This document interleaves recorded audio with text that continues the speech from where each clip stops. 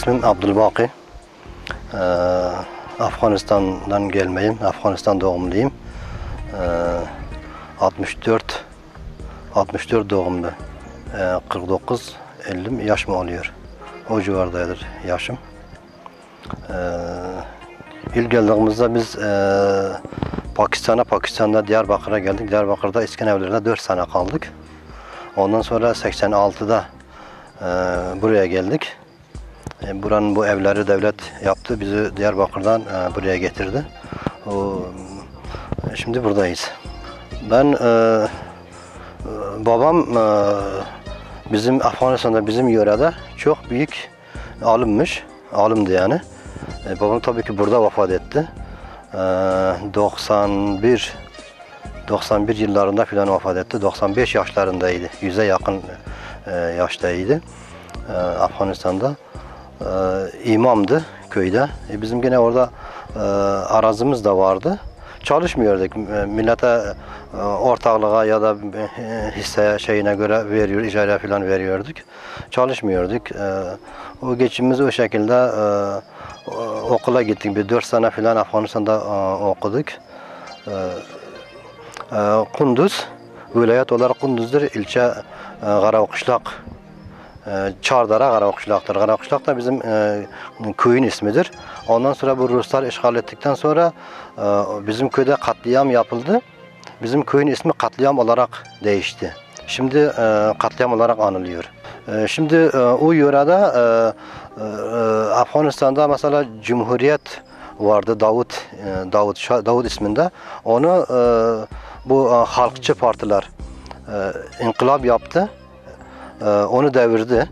Onu ailesiyle beraber hepsini öldürdüler. O iktidara geldi. Ondan sonra Müslümanları, zenginleri, tanınan insanları işkence etmeye, tutuklamaya, öldürmeye, böyle kovmaya falan başladı. O kızları okula almaya, bilmiyorum açık saçıklığı teşvik etmeye başlayınca Müslümanlar bu sefer yavaş yavaş her yerden ayaklanmaya başladı. İlk başta o da bildiğimizce İslam'a yakın değil de Ruslara yakın, Halkçı Parti'ye yakın birisiydi. İktidara geldikten sonra bilmiyorum nasıl olduysa Allah hidayet verdi. Herhalde Arabistan'a hacca gitti, orada tövbe etti. O Halkçı Partisi'nden, o Rusların o görüşünden biraz döndü. O Halkçı Parti'nin liderlerini tutukladı. İdam edecekti. İdam etmesine bir hafta kala filan, kaç gün kala Rusların vasıtasıyla şey yaptı. Devirdi. Evet, devirdi. Ondan sonra yavaş yavaş o Müslümanlara aziyet, Müslümanlara hakaret, Müslümanlara işkence, tutuklama böyle şeyler başladı.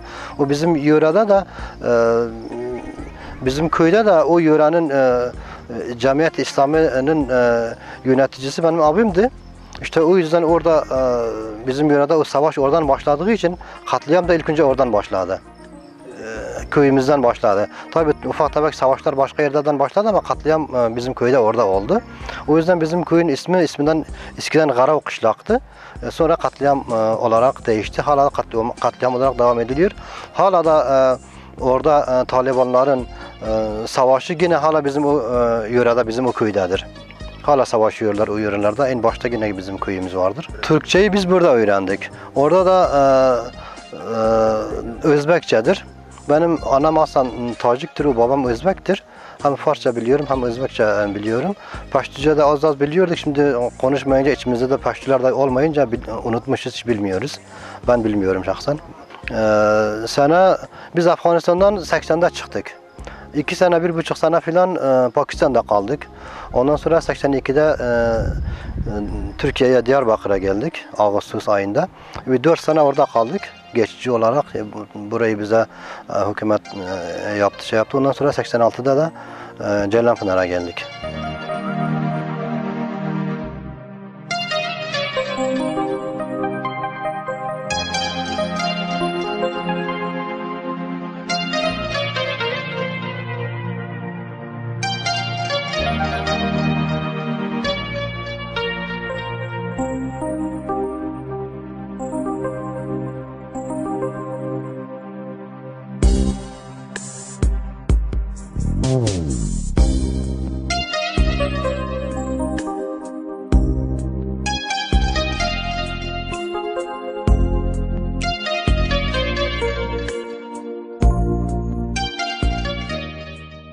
Tabii şimdi bahsediyorum. Herhalde o zamankiyle şimdi biraz duyduğuma göre fark vardır. Eskiden mesela bizim Afganistan'dayken o savaşın başladığı zaman ya da ondan öncesi köy hayatıydı. Millet fakirdi. Ağalık sistemi gibi bazı sistemler vardı. O çalışıyordu bazı insanlar. Ama insanlar dinine bağlıydı. Gelenekleri de İslam'a yakındı. Mesela orada İslami cemaatler çıkınca herkes onlara yardım ediyordu. Herkes onları seviyordu, evlerine misafir ediyordu. Ellerinde ne varsa paylaşıyordu Müslümanlarla. İyiydi. O yüzden Müslümanlar ilk başta savaşları çok iyiydi. İslami bir savaş vardı. O zaman ölenlerin inşallah tamamı şehitti. Şimdi biraz karışıklık var.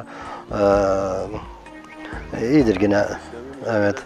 Şu anda tam bilmiyorum. Ben de sizin gibiyim. Öyle, var. Akrabalarımız Afganistan'da var. İran'da var. Çoğu da İstanbul'dadır şu anda. Köyde de var. Ablamız falan var. Pek haberleşmiyoruz. Evet.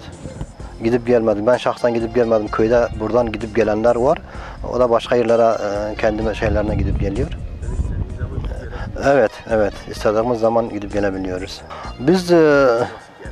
Bizim şimdi benim abim onlar cihadın içinde olduğu için biz yine ta köyümüzden ta Pakistan'a kadar kaçak yollardan, kaçak şekilde geldik. Kaçak yollardan zorlandık, evet. Ondan sonra çıktık Kabil'e, merkeze gelip 3 ay 4 ay merkezde kaldık. Ondan sonra Kandahar'a geldik. Kandahar'dan da kaçak Pakistan'a geldik. Böyle Pakistan'da 1,5 sene falan Pakistan'da kaldık. Var ama eskisi kadar çok değil bence. İran'da var, Pakistan'da var. Pakistan'da daha önce çoktu, belki 2 milyon falan mülteci vardı. Şimdi tam net bilmiyorum ne kadar var. Bizi Türkiye'ye resmi olarak geldik. Bizi devlet getirdi. Evet. Devlet gidip oradan liste aldı. Yani 82'deydi. O Kenan Evren'in zamanıydı. Pakistan'a gidip Afganistan'ın Özbeklerini getirdi. Yani genel Afganistan hepsini getirmedi. Her kabileden getirmedi. Şimdi içinde Fars varsa, Afgan geldiyse de Özbek adı altında geldiler. Evet, Özbek olarak geldi. Ama ondan sonra kaçak geliyor. Hala geliyor. Hala geliyor. Mesela biz o zaman bizi 5.000 kişi getirdi. Belki şimdi 50.000 kişi belki vardır. Bir de Pakistan'dan, İran'dan Türkiye'ye gelen Afganların Fars olanları, Afgan olanları, hatta içinde Özbek olanları da Avrupa'ya gidiyor. Burayı bir geçit olarak kullanıyor. Kalanlar da var ama gidenler daha fazladır. Avrupa'ya gidiyor. Zor geldiği yönler de vardı. Mesela bizim ilk geldiğimiz zamanlarda burası askeri şekilde yönetiliyordu. Mesela Kenan Evren'in elindeydi her şey. Serbest değildi. Sakal serbest değildi, sarık serbest değildi. Bizim gelenlerin bazılarının sakallarını kesti, bazılarının sarıklarını başlarından aldı. Hatta gelip siz hala böyle mi yaşıyorsunuz diyenler oldu. Öyle zorluklar, İslami yönden bazı zorluklarımız oldu, bazı kaybettiklerimiz oldu. Ama yine şu anda mesela Afganistan'a gitsek ya da başka yere gitsek, bugün Türkiye'nin bugünü o 20 sene öncesi, 30 sene öncesine nazaran çok iyidir. Yani insan dışarı çıkıp gelince yine buranın rahat olduğunu, iyi olduğunu, biraz daha özgür olduğunu, tam özgürlük demesek de özgürlük var yani.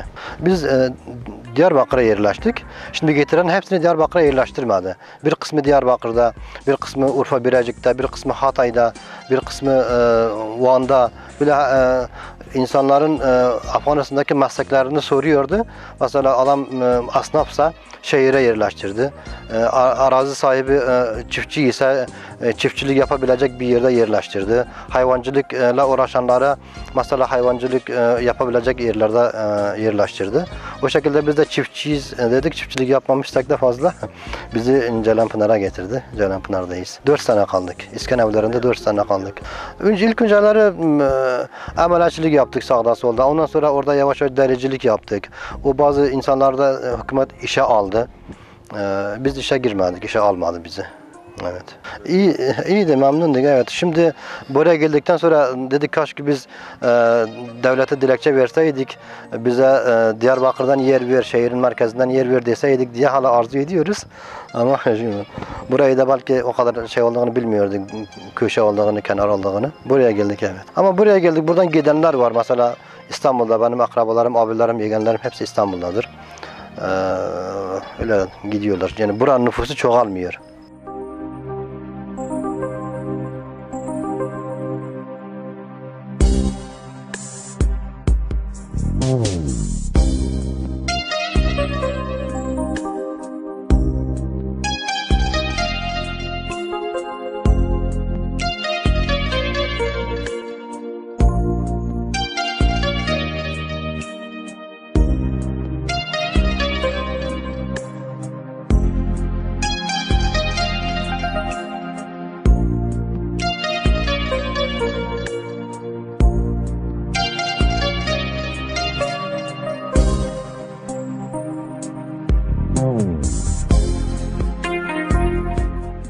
Ben fazla okumadım. Abim biraz okudu, ben okumadım. Yani okumadım derken Arapça okumadım, medreseye gitmedim. Okula gittim, medreseye gitmedim fazla. Bir 4 sene gittik, ondan sonra bu inkılap oldu, bu şey oldu, çıktık. Yok, okul herkes gitmiyordu, herkes çocuklarını göndermiyordu. Okula göndermemek için para veriyordu. Öyle pek millet okula havaslı değildi. Çocuğum bozulur, çocuğum bilmiyorum kültürünü kaybeder, dinini kaybeder düşüncesiyle okula pek gitmiyordu. Normaldi, tam din olmasa da vardı içinde ama medrese gibi değildi. Medrese gibi olan okullar vardı. O da ilkokulu bitirdikten sonra, liseyi bitirdikten sonra mesela gidebiliyordu. İlk başta gidemiyordu. Burada birkaç buraya geldim. Ben aslında burada bir 6-7 senedir buradayım. Daha önce evimiz burada olsa da yılın yarısını İstanbul'a gidip geliyorduk. Dericilikle, işçilikle falan gidip geliyorduk hep. Bir 5-6 senedir buradayım. Gitmiyorum. Şimdi bir ara böyle 15-20 sene falan dericilikle meşgul oldu. O şimdi dericilikte azalmış.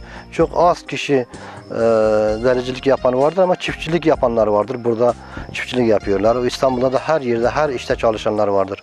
Şirkette, markette, her yerde böyle deride, az dericilikle uğraşan pek yoktur. Yok, şu anda artık evlenmişiz, çoluk çocuğumuz olmuş burada.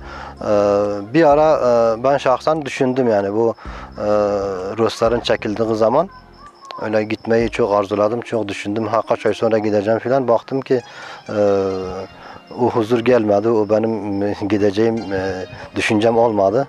Şimdi düşünmüyorum. Şimdi gitsem de bir gezip gelmeyi düşünüyorum. O toprakları gidip görmeyi düşünüyorum ama ailece gidip orada yaşamayı düşünmüyorum. Çünkü duyuyorum, bakıyorum, öyle bizim artık oraya gidip yaşayabileceğimiz bir şey pek yoktur. Millet hala oradan çıkıyor. Hala imkanı olan çıkıyor oradan. Burada evlendim ama akrabadır. Evet, akrabadır. 6 tane çocuğum var, evet. Hepsi okuldadır, evet. Hepsi okulda. Tatmin etmiyor, tatmin etmediği için büyüğünü medreseye göndermişim. Medresede okuyor.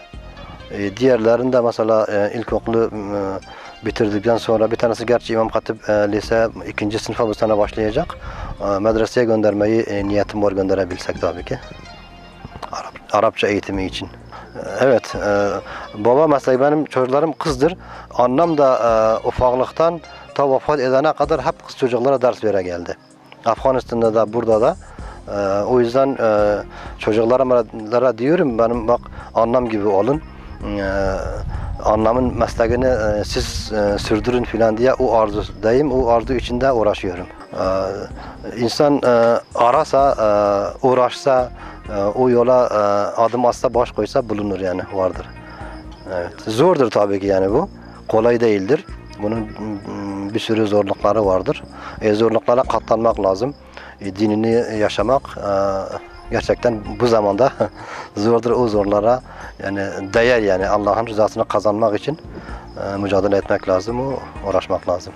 Siyasi durum Karzai var, o Amerika'nın koklası, o NATO'nun askerleri var, savaş var, o kaç yönden savaş devam ediyor, bir silahlı savaş devam ediyor, bir kültürel savaş devam ediyor, bu işte türlü savaşlar vardır. Afganistan dünya Müslümanları çalışsa, uğraşsa, o Amerika'yı, o İsrail'i mağlup edebilse, Amerika'nın, İsrail'in ayağı İslam ülkelerinden kesilse, o bütün İslam alamı iyi olur, iyileşir. Yoksa Afganistan tek başına, falan ülke tek başına, yani bu gavurların elinden kurtulmak bir birlik lazım, bir beraberlik lazım. Nasıl gavurların bir birliği varsa, Müslümanlar da öyle bir birlik kursa, o birliğe bir bağlı olsa, o kendi topraklarından bu şeytanlar, bu necisleri çıkarmaya çalışsa, o çıkarabilse, hepimiz inşallah o günleri göreceğiz inşallah. Yoksa böyle bu tefrikayla, şuculukla, buculukla bu zulümler devam edecek. أعوذ بالله من الشيطان الرجيم بسم الله الرحمن الرحيم ألف لام ميم ذلك الكتاب لا ريب فيه هدى للمتقين الذين يؤمنون بالغيب ويقيمون الصلاة ومما رزقناهم ينفقون بسم الله الرحمن الرحيم والذين يؤمنون بما أنزل إليك وما أنزل من قبلك وبالآخرة هم يوقنون أولئك على هدى من ربهم وأولئك هم المفلحون.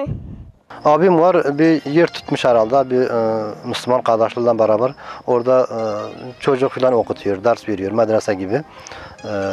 Oradadır. O çocukları da güvenlikçidir, çalışıyor. Öyle deride çalışanı var, güvenlikte çalışanı var, markette çalışanı var. Ya kendisi değil, yani biraz arkadaşlarla beraber birkaç kişi. Sıkıntı çektik tabii ki. Şimdi biz kısa geçtik. Şimdi biz Afganistan'dan savaş başladı. Ben 15 yaşlarında filandım. Şimdi savaş ilk önce bizim köyden başladığı için ya da o mücahitleri o Panşir Vadisi'nden abim bizim o bölgeye getirdiği için bizim evimizde böyle aşkara belli olduğu için biz evimizden Afganistan içinde de bir sene falan sağa sola hicret ettik, dolaştık. Abim onlar mücahitlerle beraber şey yaptığı için arama geldi ama bizim evi arıyordu, rahatsız ediyordu. O gezleniyorduk. O sonra Kabil'e geldik, birkaç tane orada kaldık zorluklar içinde. Öyle Pakistan'a geldik. O Pakistan zorluk kamp hayatı yaşadık. Şehirlerde kaldık filan bazen öyle. Zordu yani, zorluklar yaşadık. Evet, İslami savaştan önce İslami cemaatler yine vardı. Yani yine Rus işgal etmeden önce de bu tabi bu İslami İhvan adı altında o Hasan el-Benna'dan, o Seyyid Kutup'dan esinlenerek orada bir cemaatleri vardı, Rabbani, ondan sonra Hikmetiyar. Bunlar Pakistan'a geldikten sonra o ayrıldılar, bilmiyorum artık. Birisi Hizb-i İslami oldu, birisi Cemiyet İslami oldu. Onlar birleşeceğiz diye bir İttihad İslami kurdu. Ondan sonra o kendi başına bir parti oldu. Öyle çoğalıp gitti. Belki 6-7 tane vardı. Şimdi evet, sonra Taliban çıktı. Taliban çıkınca da diğerleri pek yoktur şimdi. Varsa da o cemaatleri, o şeyleri yoktur. Tek başlarındadır. Yoktur, evet. Savaşıyor, evet. Savaş veriyor. Tam bilmiyorum. Taliban talebe, Pakistan'daki medresede okuyan talebe hareketidir. Ama yine o eski o cemaatlerin içinde savaşan kişileri de vardır başlarında yine. Evet, şimdi benim babam yörede tanınmış çok büyük alimlerdendi. Hal Mumin. Şimdi benim babam Tacikistan'dan gelmedir. Annem de Tacikistan'dan gelmedir. Babam Özbek'tir, annem Tacik'tir. Babam Tacikistan'da çıktığı zaman Rusların Tacikistan'ı, Orta Asya'yı, Bukhara'yı işgalden önce çıkmış. Okumak maksadıyla Afganistan'a gelmiş, Afganistan'dan da Hindistan'a gelmiş. Tam net bilmiyorum. Yani Rusların Bukhara'yı işgalinden 5-6 sene önce çıkmış babam. Yani işgalden dolayı çıkmamış. Okumak niyetiyle çıkmış. Babamın çıktığı zaman da Hindistan, Pakistan, Keşmir, Bangladeş bunlar hepsi birmiş. Yani 2. Dünya Savaşı'ndan önce çıkmış. Gelmiş o Afganistan'a, Hindistan'a gelmiş, Hindistan'da okumuş, çok okumuş, 20 sene mi, 30 sene mi, o anlatıyordu, o okuduklarını, o çektiği aziyetleri. İnsan şimdi düşünse, insan aklı hiç ermez yani o zamanın, babamın o aziyetlerini. Ondan sonra da babam yaklaşık bir 30 sene de Afganistan'a müderrislik yapmış, medreselerde ders vermiş. Kabilelerine, akrabalarına, o yöreye 30 sene kadar müderrislik yapmış. Yani babam tanınmış çok büyük bir alimdi. İşte bizde bu İslami düşünce varsa, İslami terbiye varsa o babadan gelmedir, o annadan gelmedir. Annem de çok böyle muttaki, gece namazı kılan, böyle her gün Kur'an okuyan, çocuklara o köyümüzün Afganistan'da o köydeki o kızları, o mesela yaşlılar hepsine annemden ders almış. Yani bizim çocukluk zamanlarımızda bize gelen bu terbiyeler, bu ahlaki düşünceler işte o annenin, o babanın gelme şeydir, terbiyedir. Evet, ailece beraber Türkiye'ye geldik. Şimdi babam da burada vefat etti, annem de burada vefat etti. Şimdi Ceylanpınar'da bu mazarlıkta matfundurlar ikisi de. Evet. Bir de Allah'ın bir nimeti, biz Türkiye'ye geldik, o Diyarbakır'a yine Müslümanlarla tanıştık. Bu da işte bilmiyorum, bu annadan babadan gelme hikmeti midir? Evet, arayan Mevlasını da bulur, belasını da bulur derken biz Mevlamızı inşallah bulduk. Orada hala arkadaşlarla beraber biraz da o düşünce varsa bu Müslümanların herhalde sayesinde o birliğindedir. O şekilde hala beraberiz inşallah. Cennette de inşallah beraber olacağız. Öyle düşüncemiz olur yani. Evet. Yok, şimdi İslami düşündünüz mü? İlk başta İslami kardeşlik geliyor. Şimdi ben Özbek'im, ben Fars'ım, ben Türk'üm, ben Kürd'üm deseniz Peygamberimiz bunu kabul etmemiş. Irkçılık yapan, asabiyetçilik yapan benden değildir demiş. Biz de işte onu kendimize şiar edinerek biz Afganlığa, Türklüğe, Kürtlüğe, şuna buna ırka bakmamışız. Yani inşallah da bakmayacağız bundan sonra da. Bakarsak da İslam'ı sürdüremeyiz. Yani Kur'an'a aykırıdır, sünnete aykırıdır, yaşantıya aykırıdır. Deseniz ben Türk'üm, Türk'ün içinde kabileler var. Ben şuyum, ben buyum, tek kalırsınız o zaman. İslam'ı yaşayamazsınız. Şimdi kültür dedik, kültür artık değişmiş. İslami kültür hemen hemen yozlaşmış, kaybolmuş. Artık Avrupa'nın kültürü yerleşmiş. Şimdi İslami yaşamaya çalışsanız, İslami kültürü sürdürmeye çalışsanız insanlar bile, çevremiz bile insana ters bakıyor, yanlış bakıyor. Sanki çok gerici gibi, çok böyle bilmeyen gibi, çok geride kalmış gibi bakıyor. Şimdi terbiyeye gelince terbiye evlenmeden önce başlar. bir genç, bir erkek, bir bayan evleniyorsa çocuğunun ve neslinin geleceğinin cennetlik olacağını istiyorsa düzgün halal çalışması lazım. Evlenirken de düzgün bir aileyi, Müslüman olan bir aileyi seçmesi lazım. Zaten Peygamberimiz diyor ki insanlar evlenirken diyor 4 şeye bakar diyor. 4 şeye bakarak evlenir diyor. Bir zenginlik, bir soyluluk, bir güzellik, bir de diyor dinine bakar diyor. Siz diyor sonuncusunu ve dinine bağlı olanını seçin diyor. O yüzden biz dinine bağlı olanı seçeceğiz. Şimdi mesela zenginse adam evlendi mi onun yediğini içtiğini içiremezsiniz, yediremezsiniz. Orada anlaşmazlık çıkabilir. Güzelliği de bu her zaman kalıcı bir şey değildir. O güzellik de yavaş yavaş gidebilir. O soy da belki o da değişebilir ama dinine bağlı olan ne gelirse Allah'tandır diye sabredebilir. Azsa aza kınaat eder, çoksa çoğa kınaat eder. O yüzden diyor dinine bağlı olanını seçin diyor. Dinine bağlı olanını seçtik mi, sabırlı oldu mu çocuklarımıza da o sabrı öğreteceğiz. O şekilde dinimizi sürdüreceğiz. Yoksa başka türlü bugünkü yaşantıya bakarsak her taraf felaketlerle doludur. Her taraf şeytani yaşantılarla doludur. Evimizin içi bile televizyon, telefon, internet, okul, sokak. Yani bunlar hepsi birer düşmandır yani. Biz çocuklarımızı İslami şekilde anne ve baba olarak güzel yetiştireceğiz ki sokaktan terbiye almasın, sokaktaki insanlara, çocuklara oradan bir şeyler vermeye çalışsın. Eğer biz vermeye bir şey çalışmazsak, gençlere, çocuklara bir şey vermezsek mutlaka onlar alacaklar. Sokağın terbiyesini, okulun terbiyesini, televizyonun terbiyesini, telefonun, internetin terbiyesini alır. O biz başa çıkamayız.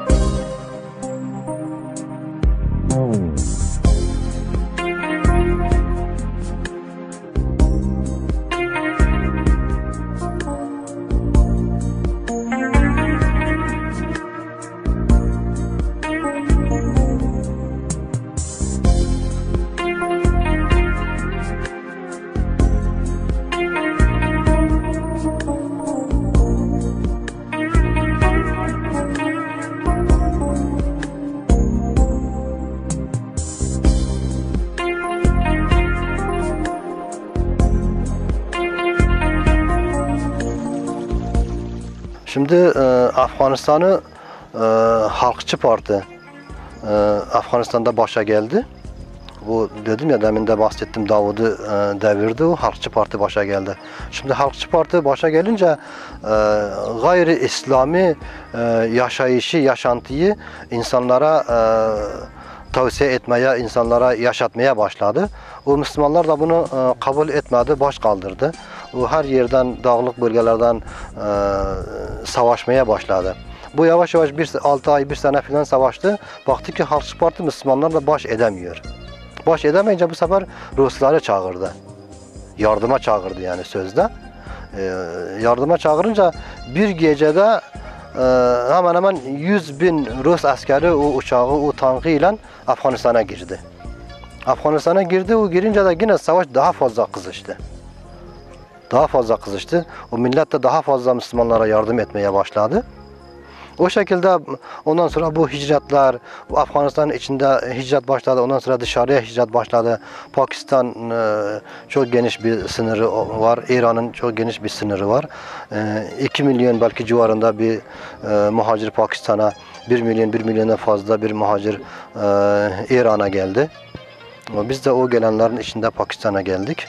O şekilde başladı yani. Ondan sonra bir 10 sene bileyim ne kadar sürdüyse Ruslar mağlup oldu. O Ruslar çekildi. O Müslümanlar kendi aralarında bu şekilde şimdi ondan sonra NATO Amerika'nın başkanlığında NATO Afganistan'a girdi. O hala devam ediyor. Hala İslami yaşantı var. Yani duyduğumuza göre hala İslami yaşantı var. Hala savaşan mücahitler var. O savaşmasa da medreseler hala var. Ama o bizim zamanımızdaki, o 30 sene önceki o ahlak, o İslami kültür, o büyüklere saygı, alimlere hürmet eskisi gibi değildir diyor, yoktur diyor. Mesela Amerika'nın orada kadınlara özgürlük diye bir kanun çıkarmış. O kadınlar çarşılarda çoktur diyor. O şikayet kocalarından şundan bundan çoktur diyor. O kilise diye bir şey Afganistan'da bizim bölgemizde Hristiyan diye bir şey yoktu. Herhalde duyuyoruz tek tük vardır diyor. O kızlara okula gönderin filan yardım edeceğiz diye o daha fazla teşvik ediyor. O insanları yozlaştırmaya, bir taraftan silahla öldürmeye, bir taraftan da parasıyla, okuluyla, bilmiyorum şuyla buyuyla insanları bozmaya çalışıyor. Yani tek yönlü bir savaş yoktur. Hem silahlı savaş vardır, hem de kültürel savaş vardır. O şekilde devam ediyor. Biz şimdi mesela Ceylanpınar'dayız. Burada Ceylanpınar'daki İslami derneklerle gidip gelişlerimiz vardır. Mesela Ansar'dır bunların içinde, Bil Eğitim'dir bunların içinde. Sohbetleri vardır, sohbetlere katılıyoruz. O fakirlere yardım şeyleri oluyor. Suriye'den gelen insanlara kucak açtı. Ansar'dır, ansarlığını yaptı o gelen muhacirlere. Onlar muhacir, o Ceylanpınar'daki Ansar da gerçekten ansarlığını yaptı, o yardım ediyor. Hala da yardım etmeye devam ediyor. Gıda olsun, giyim olsun, o başka türlü yardımlaşma olsun. Biz de işte bu derneğin bir müdavimi olarak, bir üyesi olarak biz de arkadaşlarla beraber burada yardım ediyoruz. O düşünüyoruz, taşınıyoruz öyle. İyidir elhamdülillah, Allah'a çok şükür. Bu şekilde yaşayıp gidiyoruz. İnşallah devam edeceğiz. İnşallah böyle bu şekilde sürdüreceğiz.